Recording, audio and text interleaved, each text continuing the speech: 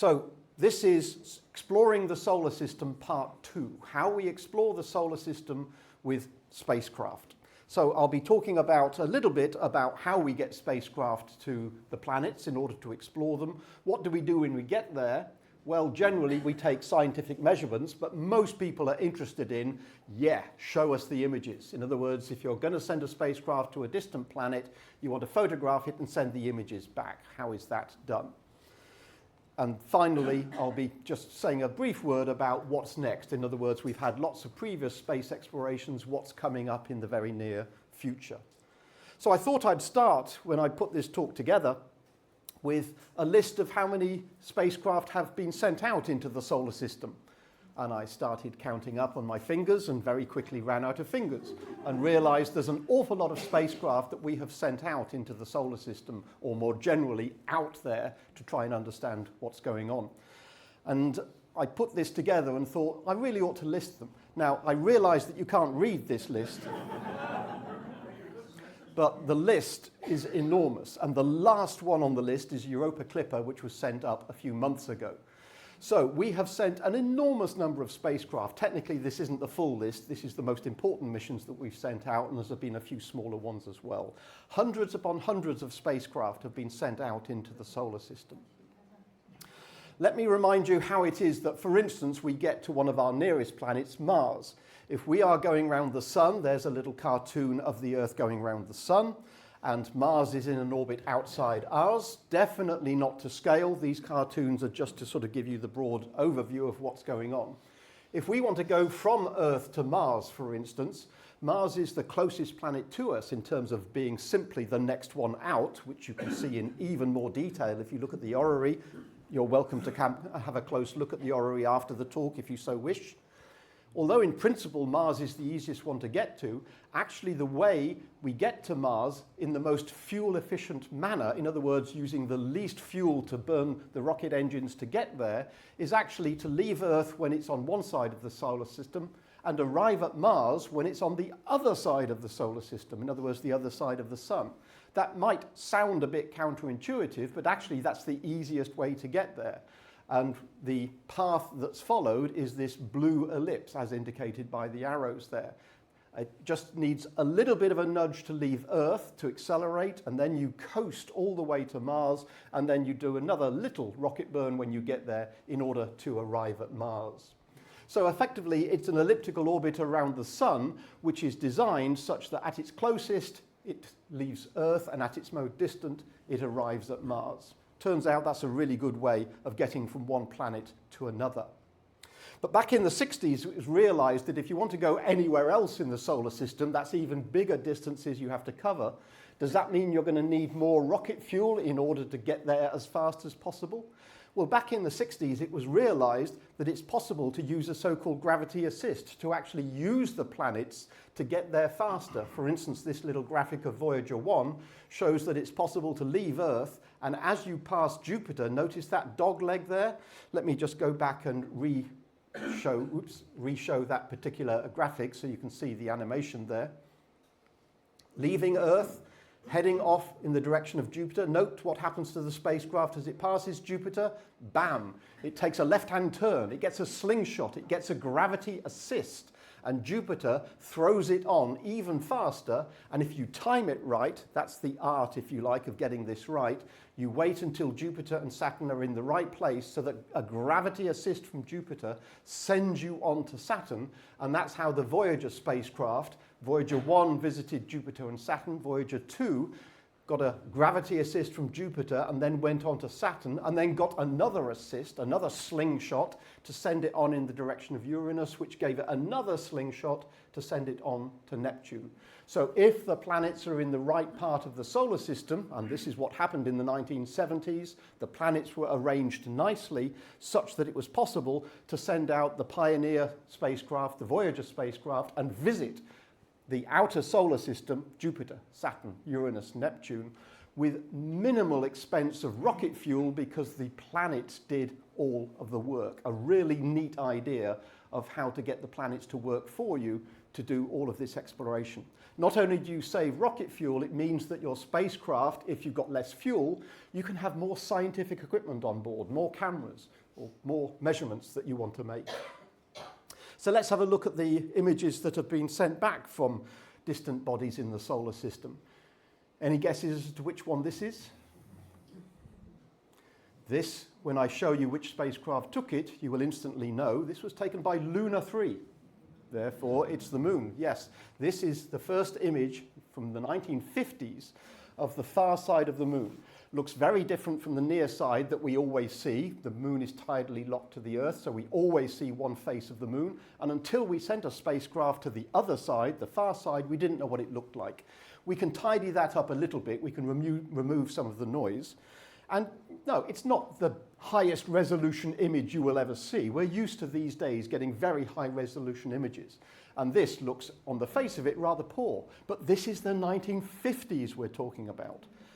We're used to the idea these days, everybody has a digital camera, probably, in their phone. And we're used to the idea that if you want to take a picture, point, click, done. Whereas in the 1950s, there was no digital technology to do that. So how do you get a picture like this?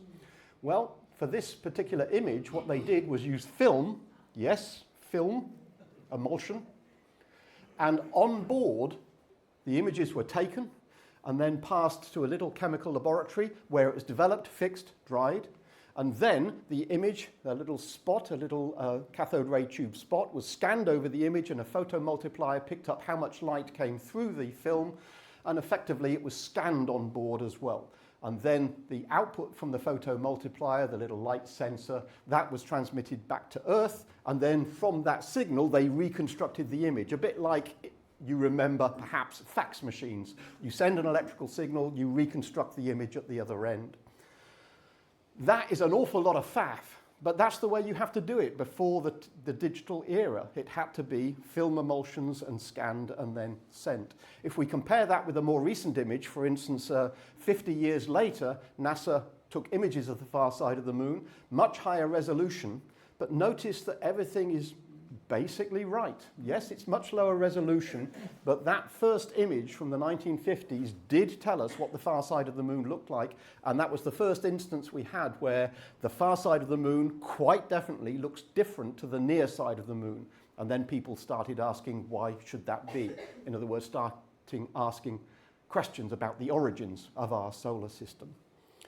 Digital technology didn't come along until the 1960s. And when NASA decided to fly by Mars, they said, we don't want this faff of film and developing it and all this. We want digital technology. So the world's first digital camera was developed for Mariner 4 and was put on the bottom of the spacecraft. And that's not the first digital camera for spaceflight. This is the first digital camera. So in other words, you owe the technology in your mobile phone to the first flight to Mars using digital cameras. The images were taken and then stored on tape. The tape was on a loop. They hoped with crossed fingers that because the tape was on a loop, it stopped at the right time. Otherwise, it would simply keep recording. As the spacecraft flew past Mars, it would take interesting pictures of Mars, but if it kept on recording, once it had gone past Mars, it would just record nothing, nothing, nothing, nothing, and it would overwrite all the images. Luckily, the tape machine did stop at the right time. Once they'd done the flyby of Mars, then at their leisure, they could replay the tape and transmit the data back to Earth. And again, the first images of craters on the surface of Mars, we can just tidy it up a little bit by doing a bit of image processing there. So since the mid-60s, we've had the ability to use digital cameras to photograph the planets and then transmit by radio wave the images back to Earth. We've now effectively visited every major body in the solar system, all the planets, some dwarf planets, some asteroids. We've done an awful lot of exploration in the last half century or so. I have not got time in this particular talk to tell you everything about what we've done in exploring the solar system with spacecraft. Let me just pick a couple of examples. So for instance, the Cassini mission was sent to explore Saturn. It was exploring Saturn between 2004 and 2017. There it is in the bottom right-hand side. You can get an idea of its size from the scale human there. These spacecraft are not the size of a coffee table. They are huge, more like the size of this room. And there's a whole load of numbers associated there, just to give you an idea of how complex a mission it was. Billions of miles traveled, and perhaps even more surprisingly, millions of commands executed. In other words, Earth said, go to this point, go into this orbit, orient yourself like this, point your cameras at this object, take a photo. Millions of commands being sent to the spacecraft, and then how many images coming back? Sort of 600 gigabytes worth of images, which then resulted in thousands of scientific papers. What was it? About 500,000 images were taken by this particular spacecraft. In the end, at the end of its life, it was crashed into Saturn. It was deliberately sent into Saturn itself. Why was that? Why not just let it power down and just keep on orbiting the planet? Well, because we think there's a possibility that the moons of Jupiter and the moons of Saturn might conceivably harbour life. The planets themselves, no. Jupiter and Saturn are not the places we would expect life to evolve, but the moons, maybe. So at the end of its life, to make sure it never contaminated any of the moons, it was crashed into the planet. It was sent there to study the planet, to study the moons, and to study the rings. Now, from Earth, with the Hubble Space Telescope, we get a nice view of Saturn. But if we think about the ring system itself, we can see so much more detail if we've got a spacecraft on site, as it were, looking at the rings from close distance. And from this distance, you can see the rings. They're not in any way solid. They are individual particles, trillions of individual particles, little bits of ice, all circling the planet independently. And the closer you look, the more structure you see.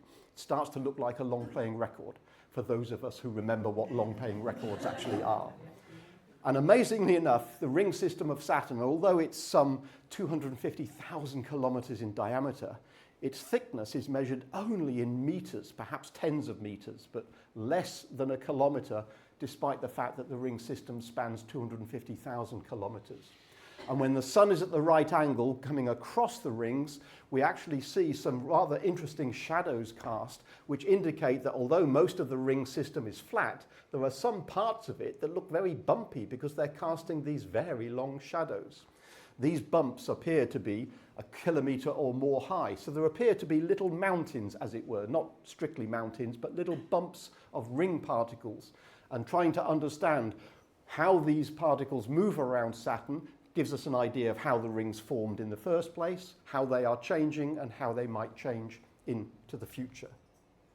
One view of Saturn you cannot get from telescopes here on Earth is it's possible to fly into Saturn's shadow and look backwards. So now we're looking at Saturn backlit by the sun. The sun is directly behind Saturn, shining through its atmosphere and shining through the rings from behind. That's actually quite valuable scientifically because the way light scatters off systems like this, especially when the light is behind the camera, behind the object scattering the light, that gives you information about how large these particles are. So we get an idea of just how small some of these ice particles actually are. And that's simply a view that we could not get from here on planet Earth. In addition, there was an interloper, not really a stowaway, but a second craft was actually attached to Cassini, so that when Cassini approached Saturn and wanted to study the planet and the rings, this actually flew into the atmosphere of one of the moons, the moon Titan, which is a very large moon, very much larger than our own moon, and it has a thick atmosphere, unlike our own moon. So this particular spacecraft was sent into Titan because with such a thick, hazy atmosphere, we couldn't actually see the surface. So we needed to send a spacecraft in to actually see what was under the atmosphere. And as the Huygens spacecraft flew into the atmosphere of Titan on a parachute, slowly descending to the surface, it was using its cameras to look down as it approached the ground. It wasn't really designed to land as much as crash, but what was important is what it saw on the way in. Titan, despite being a moon, actually seems to be an entire world of its own right with mountains and rivers and lakes and clouds and rain, much like Manchester. So, but we now realize that moons don't have to be boring. Moons can be very interesting worlds in their own right. And it's only when we start sending spacecraft out there that we learn this, because we could effectively tell nothing by just looking at the top of the atmosphere. You have to go down to see what's actually going on. Another example, we've sent probes to Jupiter. Relatively recently, we sent the Juno probe to Jupiter back in 2016. Again, some fantastic figures, billions of miles traveled, terabytes of data coming back from a spacecraft like this, thousands upon thousands of images of Jupiter and its various moons. If we think about what Jupiter looks like, that's a fairly typical view of what we think of Jupiter. Let's just temporarily unwrap it to remind us what's going on. There's a whole load of clouds that we're seeing because it's a gas giant, so we're not seeing any solid surface. But these various colors, we can ask ourselves, why does Jupiter have all of these bands, which apparently are winds traveling one way or winds traveling the other way, a bit like we get different trade winds on the Earth, for instance. But why do we get all these amazing colors? We think it's because there's various elements in there, like phosphorus and sulfur and ammonia. Perhaps the white parts are ammonia and perhaps the dark parts are produced by phosphorus. And maybe we're churning up elements and compounds from different depths in the atmosphere of Jupiter.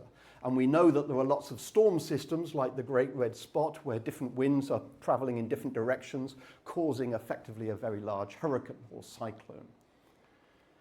The Juno probe spends most of its time away from Jupiter, but every once in a while it takes a deep dive and skims over the surface. So this is a video taken over a few hours, condensed down to a minute or so, of what you see of Jupiter in an enormous amount of detail. You notice the flashes here, that's lightning in the storms of Jupiter.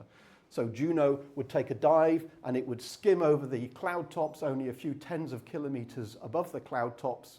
Over a period of minutes and hours, it would fly by, and then as it leaves Jupiter, it looks back and gets another view of the entire planet. And it would do this every few months.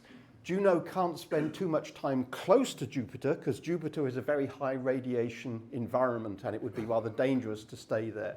But it stays away for most of the time, dives in, gets lots of data, comes away from Jupiter, sends it back to Earth, dives in for another close look, etc. And this is just a static picture reminding us that the cloud systems, the storm systems on Jupiter, are incredibly complex. Here the color has been exaggerated a little bit to bring out the oranges, to bring out the fact that the poles, the North and South Pole, are a little bit bluer than the rest. But essentially it's correct color, just slightly exaggerated. But when you look at some of the stills, they really do look reminiscent of watercolors that have just been left out in the rain and start to blur. And people are asking themselves, okay, can we understand these storm systems? And what is this big black spot in the middle there? It looks like a vortex. Are we actually looking down into the depths of Jupiter? Is there a storm system here which is bringing up stuff from lower levels and bringing it to the surface? When we think about those storm systems, this is an artificially colored image, a video of the storm systems. If we think it's difficult to predict weather on Earth, you can see how difficult it would be to try and predict what the cloud tops of Jupiter are actually doing. But we have to remind ourselves that the solar system, despite this orrery at the front here, the solar system is not just the sun and a collection of 8 or so planets. New Horizons is a spacecraft that flew to Pluto, a dwarf planet, and is continuing to leave the solar system, like Pioneer, like Voyager, and it's exploring what else is out there. There are other objects beyond Pluto. There are objects in what we call the Kuiper belt, a belt of lots of icy objects that are worthy of investigation. And also the solar system, not indicated in the orrery, the solar system has hundreds of moons. Admittedly, most of them around Jupiter and Saturn, not many around the other planets, but there are a huge number of moons that are worthy of investigation. There's a rather fuzzy one, like Titan, with a rather fuzzy atmosphere. There are some that are familiar, like our own moon. There are some that bear a striking resemblance to the Death Star in Star Wars. And there are some that look more like potatoes than large spheres. It depends on the size of the moons. Those are the largest ones in the solar system, all indicated to scale. So again, there's our moon. Notice that Titan is a much bigger body than our own moon. It's basically bigger than some planets. And it has a hazy atmosphere, which is why we had to send a spacecraft in to see what's going on. But what is of a lot of interest at the moment are the 4 moons of Jupiter. One of them is volcanic. The one that's closest to Jupiter is Io. That's volcanic because of the tides raised by Jupiter. But there's an awful lot of interest in the next 3, Europa, Ganymede, and Callisto, the so-called icy moons of Jupiter. These appear to be ice moons, but ice moons doesn't mean boring, because we think there are oceans underneath the ice. So we have got a pretty good idea that life on Earth started in the oceans and eventually we crawled out of the oceans onto land. So if these moons have got a lot of water, and there's probably more water on these moons than there is in all of Earth, so there's an awful lot of water there. If water is the starting point, the cradle for life, then maybe these moons are harboring life and we don't yet know it. So that's why there are missions on the way to Jupiter. The European Space Agency has sent the JUICE mission, Jupiter's icy moons, and NASA have sent Europa Clipper to take a proper look at Europa and probably the other moons as well. So although the planets are indeed interesting, the moons are getting more and more attention in the last few years. And these have recently been launched, JUICE a couple of years ago, Europa Clipper only a few months ago. They're on their way to the icy moons to find out what's going on there. Are there indeed water worlds that are covered in ice? And is there the possibility that life may have evolved there? How do we get this information back? Let me just spend a couple of minutes saying that most of the information returned from these spacecraft has been returned by radio waves. Just as we saw with Cassini, they have a big radio dish, and the images, or all of the data, including the "this is what I'm doing" commands back to mission control, all of that is sent from a radio dish back to an even bigger radio dish on Earth that picks up the signals, and then basically that's how they communicate with the spacecraft. Radio waves have worked quite nicely for half a century, but recently they've asked the question, why do we stick with radio waves? The last mission to Psyche, which is an asteroid in our asteroid belt, was communicated with by radio, but in addition they said, let's do a test. Let's see if we can actually have a faster transmission and much higher data rates, not by using radio waves, but by sending them with lasers. Lasers would provide a much faster communication, basically because of the frequency of light compared to the frequency of radio waves. So we might be able to get much higher data rates. And instead of sending it to a radio telescope, we would send it to an optical telescope. In fact, the one that was actually used was the Hale telescope in Palomar, a 5-meter telescope. That was the largest telescope in the world when I was born. It isn't anymore, but it's historically still a very useful test bed for lots of new ideas, such as, can we get very high data rates with lasers? So what are you going to do as a test? Are you going to send an image? Well, an image isn't much of a test to see how fast you can get data back. So they decided to send a high-definition video. Effectively, they were Netflixing from a spacecraft back to Earth. What did they choose as the video they were going to send on this laser beam? They decided to choose a video which is a cat chasing a laser. Very nice idea. So they sent this high-definition video of one of NASA's employees' cats that they took, and even at a distance of 50 million kilometers, they were getting data rates of 260 megabits per second. Thousands of times faster than you can possibly get on a radio signal, and probably faster than some people's broadband when you're trying to download something from 10 miles away.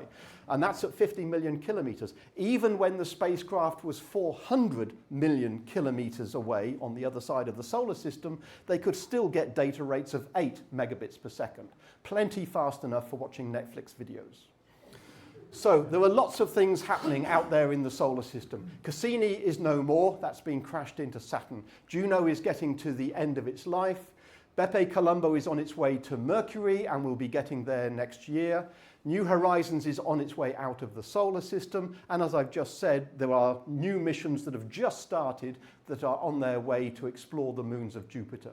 So if you want to know any more about these past missions or future missions, I've given you some web pages here. Don't worry about memorizing them. There are either handouts here, or I'll send a PDF of the slides along to be distributed to all of you in due course. So that is my summary of how we use spacecraft to explore the solar system. Thank you very much.